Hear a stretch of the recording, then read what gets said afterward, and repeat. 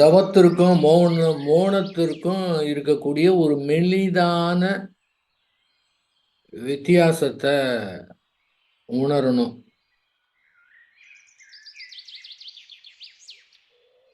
வழியாக இருப்பதை உணர வேண்டாம்.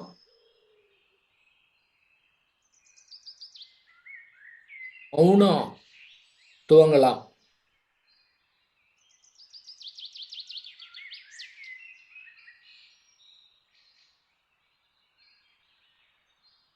மௌனத்தை நிறைவு செய்து கொள்வோம்.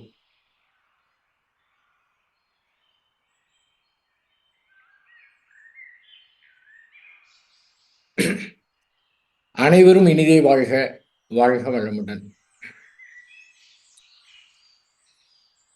ஸ்ரீ வேதாத்ரி மகரிஷி அவர்கள் 4 வார்த்தையை பயன்படுத்துவார்கள்.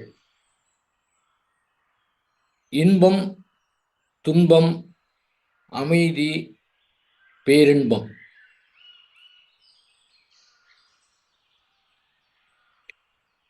இயற்கையாகவே மனிதன் எதற்காக பிறந்திருக்கின்றான் என்றால் இன்பமாக வாழ்வதற்கு மட்டுமே பிறந்திருக்கிறான். பிறந்தனுடைய நோக்கமே இன்பமா இருக்கிறதுக்கு தான். அதனாலதான் அவனிடத்திலே இன்ப நாட்டம் இயற்கையாக அமைந்திருக்கின்றது. மனித பிறப்பினுடைய நோக்கமே தன்னை தெரிந்து கொண்டு மூலமாக இருக்கக்கூடிய இந்த பிரபஞ்ச ரகசியத்தை எல்லாம் தெரிந்து கொண்டு பேரின்ப களிப்பிலே திளைப்பதற்காகத்தான் பிறந்திருக்கின்றன. ஆனா அந்த மாதிரி எப்போதும் அனைவரும் பேரின்ப களிப்பிலே திளைக்கின்றார்களா என்றால் நடைமுறையிலே இல்லை. இன்பம் தெரியும், துன்பம் தெரியும். இன்பம் அனுபவிக்க இன்னும் இன்பம் வேண்டும் என்ற அவா பெருகி கொண்டே இருக்கும். இன்ப நாட்டம் பெருகி கொண்டே இருக்கும். அது ஒரு போதை போல. புகழ்ல, பொருள்ல, செல்வாக்குல, அதிகாரத்துல, புலன் இன்பத்துல இன்னும் வேண்டும் இன்னும் வேண்டும் என்று சென்று கொண்டே இருக்கும். அடுத்து துன்பம். இன்பத்திலே இருக்கும்போது கூட அந்த ஒரு போதையிலே எதுவும் தெரியாது. துன்பம் என்று இருக்கும்போது அந்த மனதிலே ஏற்படக்கூடிய அந்த வலியும் வேதனையும் நடைமுறை வாழ்க்கை துன்பங்களும் தன்னை அறியாமலே அந்த மனதை ஈர்த்துவிடும். இந்த நிலையிலையும் ஒன்றும் தெரிஞ்சுக்க முடியாது. அதிலே துன்பத்திலே ஆழ்ந்து போயிட்டே இருக்க வேண்டிதான். இதற்கு அடுத்தபடியாக அமைதி. இந்த ஒரு அமைதி நிலையிலே தான் இன்பத்திலையும் இயற்கை பற்றி தெளிவாக தெரிந்து கொள்ள முடியாது, துன்பத்திலையும் தெளிவாக தெரிந்து கொள்ள முடியாது. இந்த அமைதி நிலையை மட்டும்தான் தன்னை பற்றி உணர முடியும். ரெண்டுமே இல்லாத நேரத்துல இதுக்கு ஒண்ணு மகரிஷி அவங்க சொல்லுவாங்க, இந்த போர் அடிக்குன்னு சொல்றாங்கல்ல, அதுதாங்க அமைதி. போர் அடிக்குதுன்னா இன்பமும் இல்லாம துன்பமும் இல்லாத இருக்கக்கூடிய நிலை போர் அடிக்குது. இந்த போர் அடிக்குது அப்படின்னு ஏதேனும் ஒரு செயலை செய்து இன்பமாகவோ துன்பமா மாத்திக்கிறாங்க. அப்ப இதை தக்க வைத்துக் கொள்வது கிடையாது. உண்மையான நிலையே அந்த போர் அடிக்கிற நிலை தான். இன்பமும் இல்லாத துன்பமும் இல்லாத அந்த நிலையில தான் தன்னை பற்றி, இயற்கையை பற்றி, பிரபஞ்சத்தை பற்றி நன்றாக ஆராய்ச்சி செய்ய முடியும். அதை தக்க வைத்துக்க தெரியாம அந்த நிலையை உணரக்கூடிய முடியாம மேலும் அது வேணாம் அப்படின்னு இன்பமும் துன்பத்தும் நாடி போறாங்க. ஒரு குழந்தை கூட சொல்லுது, எனக்கு போர் அடிக்குது, ஏதாவது செய்யணும் அப்படின்னு. அதற்கு அடுத்தது பேரின்பம். அத வார்த்தையா பயன்படுத்திருக்கிறோம். அதாவது யாராவது டச் பண்ணியிருக்கிறாங்களா? அதுங்கிறது யாரும் டச் பண்ணலன்னு சொல்ல முடியாது. அது அவங்கவங்களுக்கு மட்டும் தான் தெரியும். இன்னொரு ஆளால கூட அது எப்படி கனெக்ட் பண்ண முடியும். அந்த பேரின்ப உணர்வோடு இருக்கிறவங்க உலகம் முழுதும் பேரின்ப உணர்வோடு இருக்கிறவங்களோட கனெக்ட் பண்ண முடியும். யாருன்னு தெரியாது. ஆனா கனெக்ட் பண்ண முடியும். சரி. ஆ பேராதார பெருவெளி. பேர ஆதார, பேராதார. ஆதாரம்னா அதுதான். அது இல்லன்னா எதுவுமே கிடையாது. சாதாரண ஆதாரங்கிறது பேராதார பெரு வெளி. அது எப்படி இருக்கு? அமைதியா இருக்குன்னு கூட சொல்ல முடியாது. கம்முன்னு இருக்கு. உலகம் முழுவதும், இந்த பிரபஞ்சம் முழுவதும் கோடானு கோடி கொத்து நிகழ்ச்சிகள் நடந்து கொண்டே இருக்கின்றன. தான் இயங்காமல் இருந்து கொண்டு அத்தனையும் இயக்கிக் கொண்டிருக்கின்றது அந்த ஆற்றல். அதுல இந்த பூமியை எடுத்தோம்னா, மனிதர்கள் என்று பார்த்தோம்னா, அந்த மனித மனதிலே எவ்வளவு பிரச்சனைகள், எவ்வளவு உணர்வுகள், இன்னும் என்னென்னமோ இருக்கு. ஒரு ஆள் கிடையாது, 2 ஆள் கிடையாது, 750, 800 கோடி பேர் இருந்தாலும், அத்தனை பேருடைய மனதிலே 800 கோடி பேருடைய மனதிலே பல்வேறு உணர்வுகள், பல்வேறு பிரச்சனைகள், எத்தனையோ விதமான உணர்வு நிலைகள். பெரும்பாலும் பார்த்தா, அத்துணை மனதும் பிரச்சனையாகத்தான் இருக்கின்றது. அந்த மாதிரி இருக்கும்போது, ஏன்னு கேட்டீங்கன்னா, இந்த பூமி மட்டும் இல்ல, பிரபஞ்சம் முழுவதும் ஒன்றோடு ஒன்று பின்னி பிணைந்து கிடக்கின்றது. அங்க கனெக்ஷனே வந்து எப்பவுமே கட் ஆகாம எப்போதும் இருக்குது. நாம என்னமோ நம்ம நினைச்சுட்டு இருக்கோம், நம்ம தனி மனிதனாக ஏதோ ஒரு தனியா இருக்கிறதா நினைச்சுக்கிட்டு இருக்கோம்.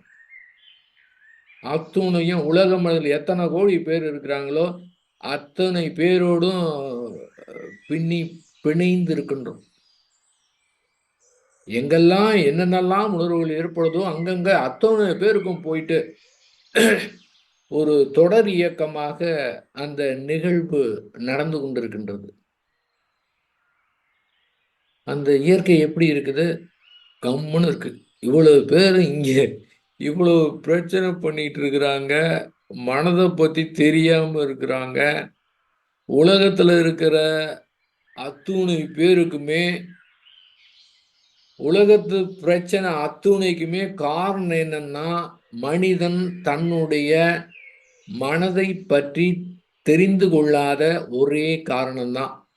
தன்னுடைய மனதை சரியாக வைத்திருக்க தெரியாத ஒரு அறியாமை தான் காரணம். வேற எந்த காரணமும் கிடையாது. அப்ப இயற்கை எப்படி இருக்கு? கம்முன்னு இருக்கு.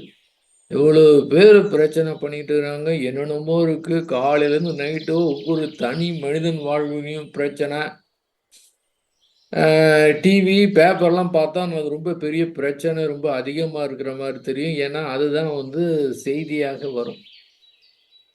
இதுக்கு மேல ரொம்ப பேரு வெளியில தெரியாமயே அந்த அமைதியிலே இருக்கிறார்கள். இந்த அளவுக்கு உலகம் சிறப்பா இருக்குதுன்னா, அந்த எத்தனை தனி மனிதர்களுடைய அமைதி தான் இந்த அளவுக்கு காரணம்.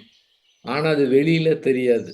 ஏன்னா, நீங்க எந்த நியூஸ எடுத்தாலும் சரி, டிவி எடுத்தாலும் சரி, பேப்பர் எடுத்தாலும் சரி,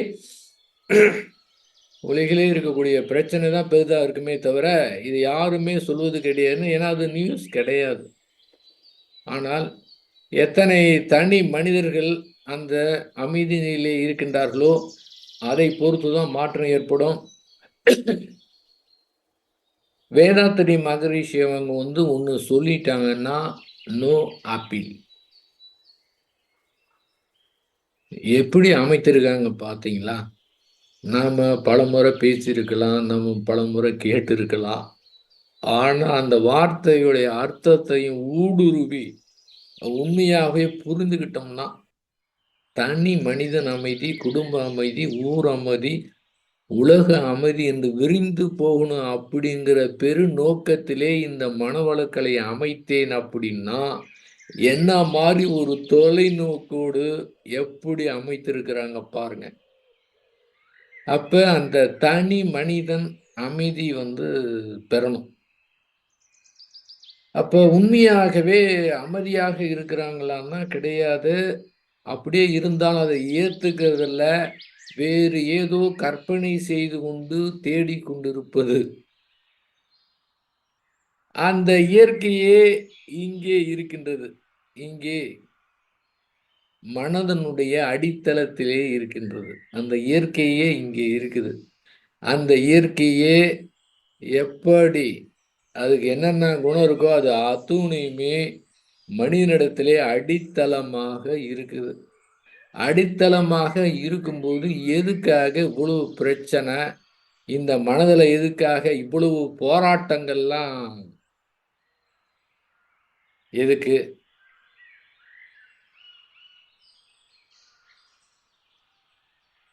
என்ன காரணம்? எத்தனையோ தத்துவங்கள் இருக்கின்றன. மனதை பற்றி எக்கச்சக்கமான நூல்கள் வந்திருக்கின்றன. அதை பற்றி ரொம்ப பேர் ஆராய்ச்சி செய்திருக்கிறாங்க. என்னதான் இருந்தாலும் அது ஒரு பிடிபடாத ஒரு அற்புதமான இயற்கை கொடுத்த அற்புதமான கருவி. அது அப்படி பிடிபடுறதே கிடையாது. பிடிபடாம போயிட்டு இருக்கும். அதனுடைய அழகே அழகுதான். என்ன வேணாலும் பண்ணிக்க அப்படின்னு நழுவிக்கிட்டே இருக்கிறது. மனங்கிறது ஒரு தந்திரமானது. ஆனா சரியான முறையில் புரிந்து கொண்டோம் என்றால் ரொம்ப ஈஸிங்க. அமைதிங்கெல்லாம் ஒண்ணுமே கிடையாது. அற்புதமாக அமைதியாக இருக்கலாம். ஒருத்தர் பணக்காரர் ஒருத்தர், அவருக்கு ரொம்ப கவலையாக இருக்குது. இந்த கதைக்கு முன்னால கொஞ்சம் போயிடலாம்.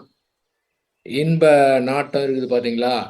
இன்ப நாட்டம் தான் நமக்கு துன்பத்தை தரக்கூடியது.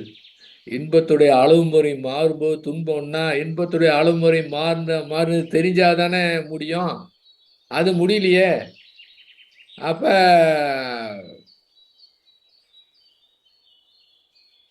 என்ன செய்யலாம்? இன்பம் நிச்சயமாக மகிழ்ச்சி என்பது, இன்பம் என்பது நிச்சயமாக ஞானத்தை தருவது கிடையாது. ஸ்ரீ வேதாத்திரி மகரிஷி அவங்களே சொல்லியிருக்கிறாங்க, இதுவரை உலகத்துல சுகபோகமாக இருந்து ஞானம் ஒருத்தர் அடைஞ்சிருக்கிறாருன்னா அங்க சரித்திரமே கிடையாதுங்க. ஒருத்தர் கூட அடையல. இன்பம் நாட்டை அலைகிறாங்களே, இது ஞானத்தை கொடுக்காது. இந்த மாதிரி அனுபவிச்சா நமக்கு நிலைமை என்னாகும் என்று ஒரு எச்சரிக்கை உணர்வேனா இன்பம் கொடுக்கலாமே தவிர அதுக்கு ஞானத்துக்கு சம்பந்தமே கிடையாது. துன்பப்படுவர்கள் தான் ஞானத்தை அடைகிறார்கள். துன்பம் ஞானத்திற்கு உதவி செய்கிறது. அப்போ துன்பத்துல இவ்வளவு விஷயம் இருக்கா? ஆனா என்ன ஆகுது? துன்பத்தை பார்த்து பயம் இருக்கக்கூடாது. கொஞ்ச நேரம் கூட துன்பமா இருக்கக்கூடாது மனது. அதுக்கு என்னெல்லாம் செய்யணும்? துன்பம் இல்லாம இருக்கணும்னு நினைக்கிறதே அது ஒரு இன்ப நாட்டம். இன்பமா இருக்கணுங்கிறது நேர்முகம்னா, துன்பம் இருக்கக்கூடாதுங்கிறது ஒரு மறைமுகமான இன்ப நாட்டம். அப்போ துன்பத்தை சரியா புரிஞ்சுக்கிட்டா எப்படி இருக்கும்? மீதி ஃபாலோ பண்ணும். எது அமைதி பேரின்பம்லாம் நீங்க முயற்சியே செய்வேனா தானா ஃபாலோ பண்ணும். அப்ப இயற்கையே இங்க உள்ளமைந்திருக்கிற காரணத்தினால மனிதனுக்கு வரக்கூடிய துன்பம் எதை உணர்த்துது? இயற்கை சொல்லுது. துன்பம் மட்டும் இல்லைன்னா யாராவது கடவுளை நினைப்பாங்களா? இந்த மனதை சரியா வச்சுக்கணும்னு நினைப்பாங்களா? யாராவது இதுலேருந்து வெளியேறணும்னு நினைப்பாங்களா? அந்த துன்பத்திலேருந்து விடை பெறணும், அதுலேருந்து தெளிவு பெறணும் வருவாங்களா? வேறு எதையேனும் நாடுவாங்களா? மனவளக்கலையா இருந்தாலும் சரி, எத்தனை ஆன்மீக அமைப்பா இருந்தாலும் சரி, நீங்கள் எதற்காக இங்கே வந்தீர்கள் என்று சர்வே எடுத்து பார்த்தோம் என்றால் 99% வாழ்க்கையில பிரச்சனை, நிம்மதி கிடையாது. இதற்காக இதை நாடி வந்தேன் அப்படின்னு சொல்றவங்க இருக்கிறாங்க. ஒரே 1% மக்கள் மட்டும்தான் தன்னை அறியாமலே தனக்குள்ளார இருக்கிறத கண்டுபிடிக்கிறங்கிற நோக்கத்தோடு வந்தவங்க 1% தான். மீது அத்துணை பேருமே. அப்ப அது அத்துணை பேருமே இயற்கை என்ன பண்ணுது, ஏய் என்கிட்ட வாடா அப்படின்னு கூப்பிடுறதுக்கு தான் அந்த துன்பம் கொடுக்குது. அந்த துன்பம் கூட அது இயற்கை கொடுக்கக்கூடிய தண்டனை கிடையாது. மனிதர்களை நல்வழிப்படுத்தி அந்த சரியான பாதையிலே, ஞான பாதையிலே செல்வதற்கு தான் அந்த மாதிரி துன்பத்தை கொடுக்குது. எனக்கு மட்டும் ஏன் இப்படி இருக்குது, துன்பம் இருக்குது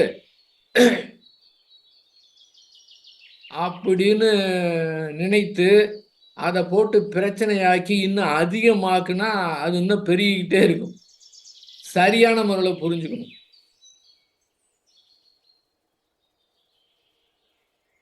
அப்ப அந்த துன்பத்துக்குள்ளார அந்த துன்பமோ துயரமோ தன்னகத்தே அளப்பரிய ஆற்றலை வைத்திருக்கின்றது. நமக்கு ஏற்படும் துயரங்களை தயவு செய்து தாழ்வாக மதிக்க வேண்டாம். அளப்பரிய ஆற்றல் தன்னகத்தே வைத்திருக்குது. அது அந்த துன்பம் தான். நீங்க இந்த வெற்றியில ஏற்படக்கூடிய பாடத்தை விட இந்த தோல்வியில ஏற்படக்கூடிய பாடங்கள் தான் அதிகமா கத்துக்கலாம். யாரொருவர் அந்த சரியாக அந்த துயரங்களை சரியான முறையிலே புரிந்து கொண்டார்கள் என்றால் அவர்கள் ஒட்டுமொத்த துயரத்திலிருந்து முழுமையாக விடுதலை பெற்று விடுவார். அதை பார்க்கணும், எப்படி இருக்கு அப்படின்னு பார்க்கணும். அப்போ துன்பமே நமக்கு நன்மைக்கு வருது, அடுத்த ஸ்டேஜுக்கு கூட்டிட்டு போக வருது, வேற நிலைக்கு அழைத்துட்டு போக வருது. ஒருத்தர் இன்பமே இருந்துட்டு துன்பமே இல்லாம இருந்தா என்ன ஆகும்? தண்ணி போட்ட மாதிரி ஆயிடுவாங்க. அதை கூர்ந்து பார்த்தா தெரியும். இன்பங்கள் ஒருவனை பித்தனாக்கும். இன்பமே அனுபவிச்சுட்டு இருந்தா என்ன ஆகுங்க? வேற எதுவுமே தெரியாது, பித்த மாதிரி போயிடுவான். ஆனால் துன்பங்கள் ஒருவனை புத்தனாக்கும். துன்பம் தான் புதராக்கும். புதர் எப்படி வந்தாரு? சாதாரணமா வந்தாரு? நம்மள மாதிரி சாதாரண ஆளா? எவ்வளவு பெரிய அரசர்! அதை அடையிறதுக்கு காட்டுக்கு போய் எவ்வளவு துன்பப்பட்டாரு. அப்போ அந்த துன்பங்கள் தான் அவரை புத்தராக மாற்றியது. அவருக்கு மட்டும் இல்ல, எல்லோருக்கும் அதுவே தான், வேற ஒண்ணுமே கிடையாது. அப்ப யதார்த்தமா சரியா பார்த்தோம் என்றால் நாம் இயற்கையாகவே ஒரு நல்ல நிலையிலே இருக்கின்றோம். ஏனென்றால் அந்த இயற்கை உள்ள அமைந்திருக்கிற காரணத்தினால இருக்கிறோம். அதை தெரியாம நம்ம கிட்ட இருக்கிற பொக்கிஷத்துல என்னன்னு தெரியாம அது வேணும் இது வேணும்னு போகும்போது சாதாரண மனிதர்கள் புலன் இன்பத்துக்காக போகலாம். அவங்க எத்தனை பிறவி அதை அதெல்லாம் அனுபவிச்சு வரணும்னு சொல்ல முடியாது. இது போன்ற தியானத்திற்கு தன்னை தெரிந்து கொள்ள வேண்டும் அப்படிங்கிற வந்தவங்க அவங்களும் அதை நோக்கி போயிட்டு இருக்கிறாங்க. அவங்களுக்கும் என்ன நடக்குது, எப்படி போறோம், என்ன அதுவும் தெரியாது. இருந்தாலும் துவங்கிட்டாங்க. சரியான முறையிலே நாம் புரிந்து கொண்டு விட்டோம் என்றால் எப்போதும் நிறைவாக, அதுக்கு முயற்சி கூட செய்ய தேவையில்லை. அந்த மாதிரி நிறைவாக அமைதியாக அந்த இயற்கை எப்படி இருக்குதோ அதே போன்று இருக்கலாம். இப்ப கதைக்கு வரலாம். ஒரு செல்வந்தர் இருக்கிறார். அவருக்கு நல்ல வசதி இருக்குது, எல்லாமே இருக்கின்றது. ஆனால் நிம்மதி மட்டும் இல்லை, இந்த அமைதி இல்லை. பாருங்க, இந்த பிறவி எடுத்தாச்சுன்னா அத்துணை பேருமே தங்களை அறியாமலே அவங்க அதை ஒத்துக்கிட்டாலும் சரி, ஒத்துக்காட்டாலும் சரி, பிடிச்சாலும் சரி, பிடிக்காவிட்டாலும் சரி, நம்பிக்கை இருந்தாலும் சரி, நம்பிக்கை இல்லாவிட்டாலும் சரி, அத்துணை பேருமே அந்த முழுமை நோக்கி லேசாக கொஞ்சம் கொஞ்சமாக நகர்ந்து கொண்டிருக்கிறார்கள். அதுதான் இயற்கையுடைய விளையாட்டு. எல்லாம் போயிட்டு இருப்போம். எல்லாருமே, அத்துணை பேருமே அந்த பிறவியில பெற்ற அனுபவங்களை வைத்துக்கொண்டு அடுத்தது அடுத்தது வந்து போய்கிட்டே இருப்பாங்க. ஆனால் இப்போ சொல்லக்கூடியதை மட்டும் சரியா புரிந்து கொண்டோம் என்றால், இந்த கணத்திலேயே, இந்த பிறவியிலேயே அந்த விடுதலை, முக்தி, அமைதி, பேரின்பம் அப்படியே நேருக்கு நேர் நம்மகிட்டே இருக்கிறத புரிஞ்சுக்கணும். இருக்கும் இடத்தை விட்டு இல்லாத இடம் தேடி அலைகின்றார் ஞானத்தங்கவே மாரி தேடிக்கிட்டே இருந்தா தேடிக்கிட்டே இருக்க வேண்டியதுதான். சரி, கதைக்கு வரலாம். அவருக்கு அந்த மாரி ஒரு நிம்மதி இல்ல. என்ன பண்ணணும்னு தெரியல. எல்லாத்தையும் கேட்டு பார்த்தாரு. யாருக்கும் வந்து வழி சொல்ல தெரியல. இந்த மாரி பயிற்சி, முயற்சிலாம் வந்து செய்யறப்ப நல்லா தான் இருக்குது. ஆனால், அதெல்லாம் ஒரு அனுபவம். குறிப்பிட்ட காலகட்டத்துக்கு பிறகு மறைந்து விடுகின்றது. அமைதியா இருக்கிற மாரி தோணுது. ஆனால், அது முடிஞ்சதுக்கு பிறகு திரும்பவும் உள்ள இருந்து அந்த மனது இந்த முள்ளு குத்துன மாரி நெருடிக்கிட்டே இருக்குது. ஏதானும் அதுக்கு வேணும். நெருடிட்டே இருக்குது. பார்த்தாரு. அந்த ஊருக்கு ஒரு முனிவர் வந்திருக்காருன்னு சொன்னாரு. அவர்கிட்ட போய் தன்னுடைய குறைய சொல்லி, இந்த மாரி நான் மன நிம்மதி எல்லா வசதியும் எனக்கு இருக்குது. எந்த குறையுமே கிடையாது. ஆனா எனக்கு நிம்மதி இல்லாம இருக்கு. அந்த நிம்மதிய வந்து குடுங்க. எனக்கு ஏதாவது வழி சொல்லுங்க அப்படின்னு அந்த முனிவர்ட்ட கேட்கிறார். முனிவர் என்ன சொல்றாரு, "நீ என்ன பண்ண நாளைக்கு மதியம் ஒரு 2 மணிக்கு ஒரு ரூ. 10,00,000 பணத்த எடுத்துக்கிட்டு நீ என்கிட்ட வா. உனக்கு சொல்லி தரேங்கிறார்." அடுத்த நாள் மதியம் 2 மணிக்கு அந்த பக்கம் ஆள் அறவே கிடையாது. அங்க போறாரு. 10,00,000 அவரு காலடியில வைக்கிறாரு. முனிவர் காலடியில. முனிவர் சொல்றாரு, "இப்போ உட்காந்து நீ கண்ண மூடி தியானம் பண்ணுங்கிறாரு." அவரு தியானம் பண்ணிட்டு இருக்காரு. இந்த முனிவர் என்ன பண்ணாரு, 10,00,000 பணத்த எடுத்து ஓடிடுறாரு. இவரு தியானம் பண்றவரு கண்ண திறந்து பார்த்தாரு. இவரு ஓடிக்கிட்டு தெரியுது. அடடா! நம்ம வந்து போலி சாமியார் போல இருக்கு. நம்ம ஏமாத்தணும். ஐயோ! ரூ. 10,00,000 பணம் போயிருச்சே! அப்படின்னு அவரு தொரத்திட்டு போறாரு. அவரு இருக்கிற ஸ்பீடுக்கு இவரால ஓட முடியல. 2, 3 தெரு ஓடி பார்த்தாரு. இங்க எதுவுமே கிடைக்கல. ஆஹா! இப்படி ஆயிடுச்சே அப்படின்னு திரும்ப அந்த மரத்தடிக்கு வராரு. என்ன ஆச்சுன்னு பார்த்தீங்கன்னா, அந்த முனிவர் அங்கேயே அமைதியாக அமர்ந்திருக்கிறார். இந்த ரூ. 10,00,000 அவர்ட்ட குடுத்தார். இப்போ வந்து செல்வந்தருக்கு அப்படி நிம்மதியா, ஒரு சந்தோஷமா இருந்தது. முனிவருக்கு அவருக்கு எக்ஸ்பிளைன் பண்ணாரு. இந்த ரூ. 10,00,000 ஏற்கனவே உங்களிடத்திலே இருந்தது. ஆனாலும் உங்களுக்கு நிம்மதி இல்லை. இப்போது ரூ. 10,00,000 போயிட்டு திரும்ப கிடைச்ச உடனே நிம்மதி ஏற்படுகின்றது. இதுல என்ன தத்துவம்னா, அது வந்து பணமா இருக்கலாம். வேறு எது வேணாலும் இருக்கலாம். இந்த இடத்துல பணம், வேற இடத்துல வேற இது. அந்த மாரி ஒரு இழப்பு ஏற்படும்போது, அந்த மனக்கலக்கம் ஏற்பட்டு, அந்த மனக்கலக்கம் ரிலீஸ் ஆகும்போது, அதுதான் வந்து அந்த ரிலீஸ் இருக்கு பார்த்தீங்களா? அதான் ஒரு தனியான இன்பம், சந்தோஷம் எல்லாமே சொல்லிக்கலாம். இப்படிதான் எல்லாத்துடைய வாழ்க்கையும் கலக்கம் அடைஞ்சு ரிலீஸ் ஆகும்போது, ஆக்சுவலாவே அந்த ஏற்கனவே 10,00,000 இருக்குது. அப்ப இல்லாத நிம்மதி இது போனதுக்கு பிறகு ஏன் ஏற்படுது? ஆக மனக்கலக்கம் ஏற்பட்டு, அந்த மனக்கலக்கம் ரிலீஸ் ஆகும்போது, ஒரு உணர்வு இது பார்த்தீங்களா?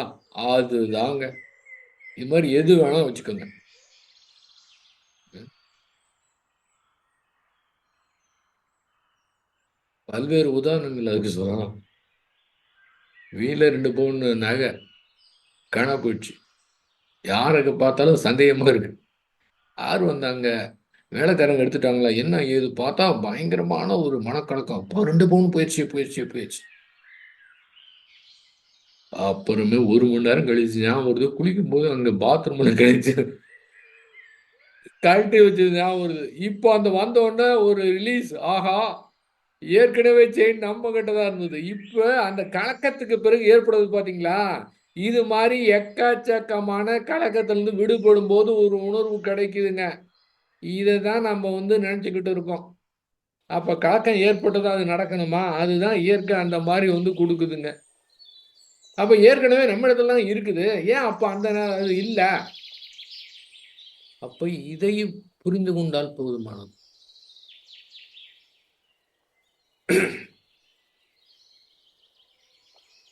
அப்ப மனதை சரியா புரிஞ்சுக்கிறது. எத்தனை புத்தகங்கள், எத்தனை தத்துவங்கள் என்ன வந்தாலும் சரி, சரியாக புரிந்து கொள்வது என்னவென்றால், மனம் இயற்கையுடைய அற்புதமான படைப்பு.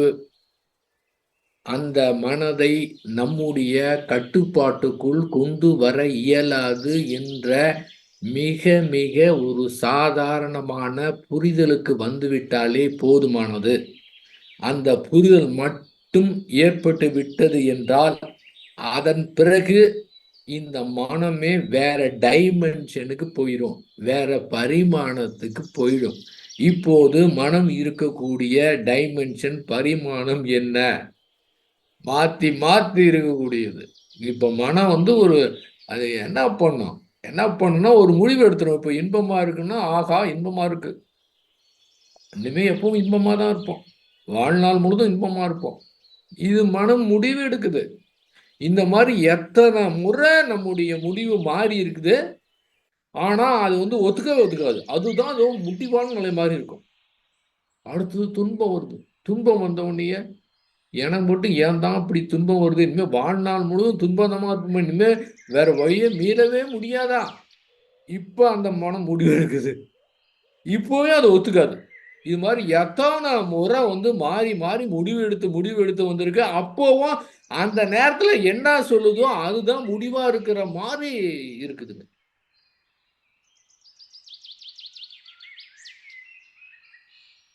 எந்த சேனல்ல நாம வைக்கிறோமோ மனதை, எந்த சேனல்ல வைக்கிறோமோ அது அந்த சேனல் இருக்கிறது எல்லாம் தெரியும்.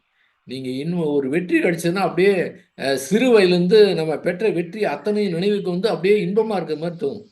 அடுத்த நாள் ஒரு தோல்வி வந்துன்னா, அந்த தோல்விங்கிற சேனல்ல நிறுத்தும் போது நான் பெற்ற தோல்வி, துன்பம், துயரம் எல்லாம் நினைவுக்கு எல்லாமே துன்பம். உலகமே துன்பமா இருக்கிற மாதிரி தெரியும்.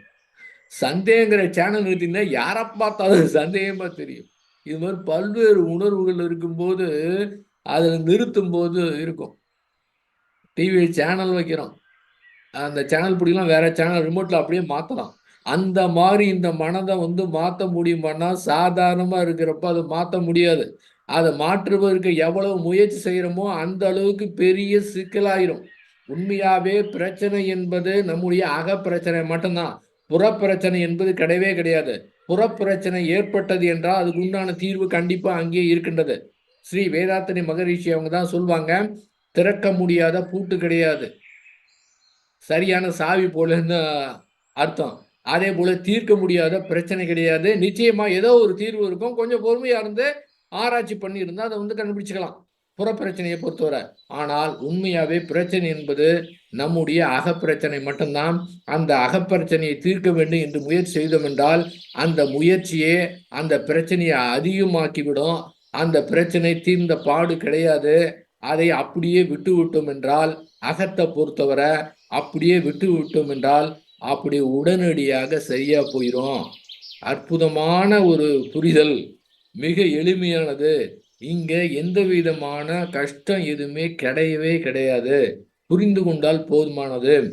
அந்த மனதை அதை அடக்குவதற்கும் தியானம் எதற்காக செய்யணும்னா, இந்த போட்டி மிகுந்த உலகத்திலே தியானம் எதற்காக என்றால் நம்முடைய ஆற்றலையும் திறமையும் அறிவினுடைய திறமைய அதிகப்படுத்தி கொள்வதற்காக, அந்த அறிவை ஷார்பன் செய்வதற்காக தியானத்தை பயன்படுத்துறோம்.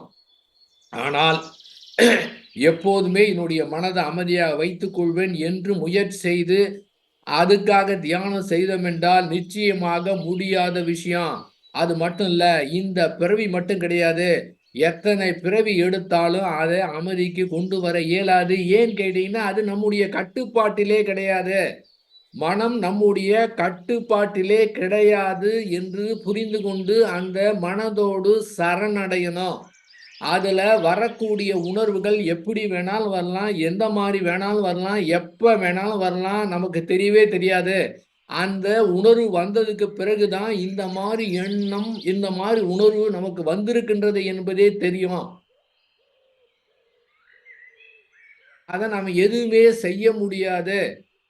வெளியில பெரிய ஆளா இருக்கலாம். என்னமோ செய்யலாம். விஞ்ஞானம் வளர்ந்திருக்கலாம். என்ன வேணாலும் பண்ணலாம். நம்முடைய வாழ்க்கையில எத்தனையோ வெற்றி பெற்றிருக்கலாம். அந்த வெற்றி பெற்றதை வைத்துக்கொண்டு, அதே போன்று வெற்றியும் இந்த மனத நான் சரி செய்வேன் அப்படின்னு முயற்சியில இறங்கினோம் என்றால், நிச்சயமாக அறிவை கொண்டு மனதை சரி செய்ய இயலாது. மனதை கொண்டு மனதை சரி செய்ய முயற்சிப்பதும் தவறுதான். ஆனால் இது எத்தனையோ முறை நாம முயற்சி செய்து பார்த்துட்டோம். நமக்கு தோல்வி தான் கிடைக்குது. இருந்தாலும் நாம முட்டாள்தனமாக திரும்ப திரும்ப அதை சரி செய்வதற்கு முயற்சி செய்கின்றோம். அது முடியவே முடியாது. நழுவி போயிட்டே இருக்குங்க. ஏன்? ஏனென்றால் மனம் என்பது தொடர்ந்து நடக்கக்கூடிய ஒரு நிகழ்ச்சி. வேதாத்திரி மகரிஷி அவங்களே சொல்லுவாங்க, இந்த தியானம் பண்றதுக்கு என்ன சொல்லுவாங்க? ஆத்துல தண்ணி போயிட்டு இருக்கு. ஆக்சுவலா இந்த ஆறு எவ்வளவு நாளா பார்க்குறீங்க? 10 வருஷமா பார்த்துட்டு இருக்கேன். 10 வருஷமாலாம் பார்க்கல. 10 நிமிடத்துக்கு முன்ன பார்த்த ஆறு இப்ப கிடையாது. ஏனென்றால் தண்ணீர் தொடர்ந்து ஓடிக்கொண்டே இருக்கின்றது. தொடர்ந்து ஓடிக்கொண்டே இருக்கிறனால நிலையா இருக்கிற மாதிரி தெரியுது. அதே போல நம்முடைய மனதில வரக்கூடிய எண்ணங்கள் தொடர்ந்து ஓடிக்கொண்டே இருக்கின்றது. மின்னல் வேகத்துல போயிட்டு இருக்கு. ஆறு போலன்னா மின்னல் வேக ஆறு. மின்னல் வேக ஆறு மாதிரி தொடர்ந்து வந்துகிட்டே இருக்குதுங்க. தொடர்ந்து போயிட்டே இருக்கு. அந்த தியானம் கூட எப்படி செய்யணும்னா, அப்ப ஆத்துல போய் குளிக்கிறோம்னா, ஆற்றை எதிர்த்து எதிர்நீச்சல் போட முடியாது. அதே சமயத்துல ஆத்தோட போனோம்னா அடிச்சுட்டு போயிடுவோம். எதிர்நீச்சல் போடாம அதோடும் போகாம வந்த வேலை குளிக்கணும், குளிச்சுட்டு கரைக்கு வரணும். அதே போல தியானம் பண்ணும்போது வரக்கூடிய எண்ணங்களோடு எதிர்த்து போராட முடியாது. அதனோட போனோம்னா அது பாட்டுக்கு போயிட்டே இருக்கும். செயின் மாதிரி அடுத்து அடுத்து அடுத்து அடுத்து போயிட்டே இருக்கும். ஒரு 1/2 மணி நேரம் கழிச்சு உனக்கு ஒரு தியானம்ல கொண்டுறான் அப்படின்னு கொண்டு வருவோம். திரும்ப போகும். அப்ப அதனோடு வெளியிலையும் போயிடாம, அதை எதிர்த்து போராடாம இருந்தா, எந்த இடத்துல தியானம் பண்றோமோ அந்த இடத்துல உணர்வு கிடைக்கும். பேசிக்கா இதை புரிஞ்சுக்கணும் நல்லா தியானம் பண்றதுக்கு. ரைட். இது தியானம் பண்றதுக்கு. ஆனால் அந்த மன உணர்வுகளை எதிர்த்து போராடினோம் என்றால் நிச்சயமாக அந்த போராட்டம் நிறைவு பெறவே பெறாது. அது முடியாத விஷயம். இதை புரிஞ்சுக்கணும். நாமே நேரடியா எத்தனையோ முறையாக முயற்சி செய்து விட்டோம். செய்யலாம். அதாவது அந்த அடிமனதையும் அந்த ஆழ்மனதையும் நம்முடைய கட்டுக்குள்ள கொண்டு வரத்துக்கு முயற்சி செய்யலாம். அது தற்காலிகமானது தான். ஆனா அதை மட்டும் விட்டு விட்டோம் என்றால் அதன் பிறகு நம்முடைய மனம் எப்படி தலை விரித்து ஆடும் நாமே நேருக்கு நேர் எக்காச்சக்கமா பார்த்துட்டோம். சாதாரணமான ஆட்கள் பார்த்தார்களா என்றால் தெரியவில்லை. ஆனால் தியானம் செய்வங்க அத்துணை பேருமே அதனுடைய உணர்வை தெளிவா தெரிஞ்சிருப்பாங்க. எப்படி நம்முடைய கட்டுப்பாட்டுக்குள்ள கொண்டு வர முடியல. பேசாம இந்த நிமிடமே, இந்த கணமே ஒத்துக்கலாம். அதனோடு போராட முடியாது என்று மிக சாதாரணமான புரிதலுக்கு வந்துவிட்டாலே போதுமானது. மனம் வேற நிலைக்கு போயிடும். அவ்வளவுதாங்க. இந்த புரிந்து கொண்டோம் என்றால் இந்த அமைதி, பேரின்பம் என்பது நீங்க எந்த முயற்சியும் செய்ய தேவையில்லை. இது தானாக நடக்கக்கூடியது. அது ஃபாலோ பண்ணும். இப்படி இருக்கணும், இப்படி நடந்துக்கூடாது, அப்படி இருக்கணும். ரொம்ப ஸ்ட்ரெயின் பண்ணி மனதை போட்டு கஷ்டப்படுத்திக்கவே தேவையில்லைங்க. இந்த நிகழ்வு நடந்த உடனே இது எல்லாம் தானாகவே வரும். அது எப்படி அந்த நிலை எப்படி இருக்கும் பாருங்க. இல்லைன்னா இதனோடு போராடிட்டு இருந்தா அது முடிகிற விஷயம் அது. அது அத்தூணையுமே அந்த உணர்வுகள் அத்தூணையுமே மனிதனுக்காக அது கொடுத்துருக்குன்னா மனிதனுடைய நன்மைக்காக அது வந்திருக்கு. இதை தெரியாம அந்த நன்மையை புரியாம அது வேண்டாம் அப்படின்னு அகற்றுவதற்கு முயற்சி செய்தோம் என்றால் நிச்சயமாக அது முடியாத விஷயம். அப்ப என்னதான் பண்ணணும்? ஒண்ணுமே பண்ண வேணும். எதுவுமே செய்ய தேவையில்லைங்க. அமைதி வேண்டுமென்றால் அங்கு நமக்கு வேலையே கிடையாது என்று முடிவுக்கு வந்துவிட்டோம் என்றால் அந்த மனம் தன்னைத்தானே தூய்மை செய்து கொள்ளும். அங்கு வேலை கிடையாது, நம்ம முயற்சி கிடையாது. எந்த அளவுக்கு முயற்சி எடுக்கிறோமோ அந்த அளவுக்கு அங்கு பிரச்சனை அதிகமாயிட்டே இருக்கும். நமக்கு வேலை இல்லை என்று முடிவு எடுத்து விட்டோம் என்றால், புரிந்து கொண்டு விட்டோம் என்றால் அந்த மனம் தன்னைத்தானே தூய்மை செய்து கொள்ளும். ஏனென்றால் இயற்கை தன்னகத்தே வைத்திருக்கின்றது. அந்த மனதை தூய்மை செய்து கொள்ளக்கூடிய வேலையை அது தன்னகத்தே வைத்திருக்கின்றது. இயற்கையோடு போராடவே முடியவே முடியாது. அது மட்டும் பெரிது. அதெல்லாம் கற்பனையே பார்க்கக்கூடாது. பேசாம சரண்டர் ஆயிரணும். அது எப்படி செய்ய என்ன மாதிரி சொல்லவே முடியாது. அது வரை எத்தனையோ பேர் வந்துட்டாங்க, சொல்வதற்கு முயற்சி பண்ணாங்க. அது முடியாத விஷயம். அவ்வளோ பெரிய ஆற்றல் படைத்தது இயற்கை. அதுவே தான் நம்ம இடத்துல இருக்கின்றது. நம்முடைய மனதின் அடித்தளமாக இருக்கின்றது. The other end of your mind is the God அப்படின்னாங்க மகரிஷி. மனதை நீங்க ஒரு முனை உங்ககிட்ட இருக்குன்னா இதனுடைய மறுமுனை தெய்வமாக இருக்குது. இது வேற யாரும் சொன்னா நம்ப மாட்டோம். வேதாத்திரி மாதிரி சொல்றாருல்ல, அந்த மறுமுனையை போய் எப்படி டச் பண்றது? ஆக மனதை டச் பண்ணாம இருந்தாலே போதுமானது. தானாவே தூய்மை செய்து கொள்ளும். எங்கேயுமே தேக்கம் இருக்கக்கூடாது. எங்கேயுமே தேங்கல. இயற்கை எப்படி இருக்குது? நேற்று இருந்தது இன்னைக்கு இல்லை. இந்த சேர் இருக்குன்னா சேர் உயிரில்லாத பொருள், அணுக்களுடைய கூட்டு. இருந்தாலும் கண்ணுக்கு தெரியாம அது மாற்றம் நடந்து கொண்டே இருக்கின்றது. அதே போன்று நம்முடைய உடல் என்றால் பார்க்கறதுக்கு அது மாதிரி இருக்கு. ஆனால் நேற்று இருந்த உடல் இன்னைக்கு கிடையாது. நேற்றுக்கு என்ன, இப்போ 6 மணிக்கு ஆரம்பித்த தவம் ஆரம்பிச்ச போது இருக்கிற உடல் கிடையாது. தொடர்ந்து போய்கிட்டே இருக்குது. அணுக்களுடைய கூட்டு நகர்ந்து கொண்டே இருக்குது. துளி துளியா நகர்ந்து மாறிக்கிட்டே இருக்குதுங்க. முன்ன இருந்தது எப்பவுமே கிடையாது. அந்த மாதிரி அது போயிட்டு இருக்குதுங்க. நம்மை அறியாமலே அந்த மாதிரி இயற்கை மின்னல் வேகத்துல போயிட்டு இருக்கிறப்ப இத பிடித்து வைத்தால் என்னாகும்? ஆறு ஓடிக்கொண்டிருக்கின்றது. தெளிந்த நீரோடையாக. குளம், குட்டை, ஏரி இந்த இடத்துல தண்ணீர் தேங்கி இருக்குது. இதுல பார்த்தீங்கன்னா அந்த மலையுடைய இது மரங்கள்லாம் கூட இது பிரதிபலிக்கும் இந்த ஏரியில. என்னதான் இருந்தாலும் அது தேங்கின தண்ணி தான். ஆனால் தொடர்ந்து ஓடிக்கொண்டிருக்கிற தண்ணியில எந்த பிரதிபலிக்காது. புத்தும் புதுசாக அற்புதமா அந்த தெளிந்த நீரோடை மாதிரி. அதே போல தான் நம்முடைய மனம் ஆறு போல ஓடுதுன்னா அது ஆறுனா மெதுவாக போகிற மாதிரி தெரியும். ஆனால் மின்னல் வேக ஆறுன்னு சொல்லலாம். அவ்வளோ வேகமாக போயிடுது. காலையில் நைட்டு வரை எவ்வளவு எண்ணங்கள் வருதுங்க. ஏன்னா அந்த சாதாரணமான எண்ணங்கள்ல நமக்கு அதை கண்டுக்கிறது அது பாட்டு போயிட்டே இருக்கு. ஆனால் இந்த துன்பம் தரக்கூடிய துயரம் தரக்கூடிய உணர்வுகள் ஏற்படும் போது நம்மை அறியாமலே மனம் அதை ஈர்க்கின்றது. அதை அதை அப்புறப்படுத்தணும் உடனே, ஏன்னா தாங்கிக்க முடியல, அதை அப்புறப்படுத்தணும் முயற்சி பண்ணுறோம். எப்போ அப்புறப்படுத்தணும் முயற்சி பண்ணுறோமோ அங்கே அது தேங்கி விடுகின்றது. தண்ணி தேங்கினா சாக்கடையாக மாறிடும். அதுவே அந்த சாக்கடையை ஓட விட்டா எத்தனை ஊரில் இருக்கிற தண்ணீர்லாம் சாக்கடையில் போய் ஆறுல போய் கலந்து சாக்கடையாக ஓடிட்டு இருக்கு. ஆனால் அந்த சாக்கடையை தொடர்ந்து ஓடிக்கொண்டிருந்தால் அதுவே புனிதமாக, அதாவது அந்த சாக்கடை நீரே தன்னைத்தானே தூய்மை நல்ல நீராக போயிருங்க பாருங்க. அதே போலதான் எங்கேயுமே தேக்கம் என்பது இருக்கக்கூடாது. எங்கேயுமே பிடித்து வைக்கக்கூடாது. இந்த பிடித்து வைக்கக்கூடியதுதான் அந்த அமைதி நிலையை கெடுத்துருது. எதுவா இருந்தாலும் சரி, எதையுமே பிடித்து வைக்கக்கூடாது. பாருங்க, நம்முடைய குடும்ப உறுப்பினருக்கு செய்ய வேண்டிய கடமை அதை செய்யணும். அது ஏற்கனவே சொல்லிவிட்டாரு. எதிர்பார்க்க கூடாதுன்னு சொல்லிவிட்டாரு. எத்தனை முறை அந்த தத்துவம் இருந்தாலும் தத்துவம் மறைந்து விடுகின்றது. ஆனால் இதை புரிந்து கொண்டு விட்டோம் என்றால் கடமையை செய்யணும். அங்கே பிடித்து வைக்கக்கூடாது. நாம செஞ்சோங்கிற உணர்வு கூடாது. ஏன்னா அதை அப்படியே விட்டுடணும். எதுவுமே பிடித்து வைக்காம அப்படியே ஆறு போல ஓட விட்டான்னு ஆறு போல ஓட வர நம்ம போய் ஓட வர்றது கிடையாது. அது தொடர்ந்து போயிட்டு இருக்கு. அதிலே குறுக்கிடாமல் இருந்தால் போதுமானது. ஆகவே நாம எதுவுமே செய்ய தேவையில்லை. ஒன்றுமே செய்ய தேவையில்லைங்க. அது நல்லா இருக்குன்னா நம்ம செய்ய தேவையே கிடையாது. புறத்துல மட்டும்தான் நம்ம ஏதாவது செய்யணும். புறத்துல அது மாதிரி ஒண்ணுமே செய்யாம இருந்தா நடக்காது. எக்கச்சக்கமா வேலைகள் கிடக்குதுங்க. ஏதாவது செய்யறதா வேலை நடக்கும். நம்ம வீடுகளில் ரோடு குண்டும் குழியுமா இருக்குதுன்னா, இது தானாவெல்லாம் சரியாவாது.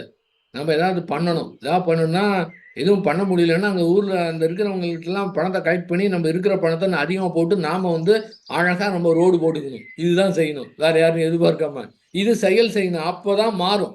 ஆனா, மனத பொறுத்தவர, ஏதாவது மாற்றம் செய்யணும்னா, நம்ம ஒண்ணுமே செய்யாம இருந்தால் தானாவே மாறிரும். இது மிக எளிமையான, அற்புதமான புரிதல். ஆக எங்கேயுமே பிடித்து வைக்கவே கூடாது. புத்தம் புதுசா இருக்கணும். அது ஓடிக்கொண்டே இருக்கின்றது. அதுல குறுக்கிடாமல் இருந்தாலே போதுமானது. அந்த அமைதி பெர்மனன்ட்டா. அதுக்கு பிறகு அங்க வேலையே கிடையாதுங்க. மகரிஷி இத பத்தி என்னென்ன சொல்றாரோ, அந்த தனி மனிதன் அமைதி ஏற்பட்டதுக்கு பிறகு என்னென்ன நடக்கும் என்று விளைவு சொல்கிறாரோ, அந்த விளைவு இத நேருக்கு நேரா தெளிவாக உணரலாம். இல்லை என்றால், அதனோடு இருக்கிற மாரி இருக்கும், அமைதி இருக்கிற மாரி இருக்கும், கொஞ்ச நேரம் இருக்கிற மாதிரி இருக்கும், தூங்கி இருந்தா மாஞ்சிரும். நீங்க பேசுங்க, என்ன வேணாலும் பேசிக்கிட்டு இருங்க. ஒண்ணுமே எனக்கு ஒத்து வரல அப்படின்னு சொல்லுவாங்க. என்ன சொன்னாலும் ஒத்து வரலம்பாங்க. ஆனால் அவர்களே வேறு யார் உதவியும் தேவை கிடையாது. வேற யாரும் உதவியே கிடையாது. புரிந்து கொண்டு விட்டோம் என்றால், யாருடைய உதவியுமே இல்லாமலே அது தன்னைத்தானே தூய்மை செய்து கொள்ளும். நம்ம என்ன நினைக்கிறோம்? நம்ம கிட்ட இருக்கிற ஒரு தீய குணங்கள மாற்றி அமைக்கணும்னு முயற்சி செய்யறோம்.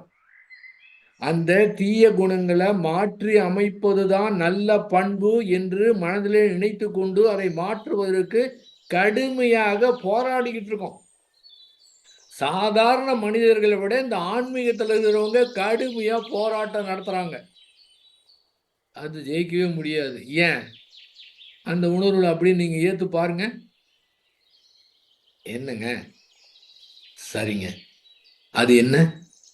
அந்த நம்மிடத்திலே இருக்கக்கூடியத கூர்ந்து பார்த்தோம்னா, தயவு தாட்சணியம் இல்லாம நேருக்கு நேரு, விருப்பு வெறுப்பு இல்லாம நம்மை நாமே கூர்ந்து பார்த்தால் நம்ம கிட்ட இருக்கிற இயல்பு தெரியும்.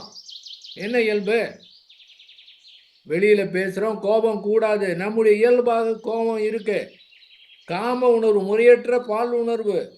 வெளியில வந்து அது கூடாதுன்னு நினைக்கிறோம். இயல்பாக இருக்குது. இன்னும் எத்தனை இது இயல்பா இருக்கு. இந்த இயல்பு எப்படி வந்தது? அத்துணை வினைப்பதிவின் காரணமாக அந்த அடிமனதில இருக்கின்றது. அதுதான் நம்முடைய இயல்பு. இயல்பையே ஏத்துக்கிட்டோம்னா ஒண்ணும் இல்லாம போயிரும். அந்த இயல்பையே மாற்றி அமைப்பதற்கு இது இருக்கக்கூடாது அப்படின்னு செய்யக்கூடிய முயற்சி அத்துணையுமே அதற்கு பலத்தை அதிகமா குடுத்துரும்.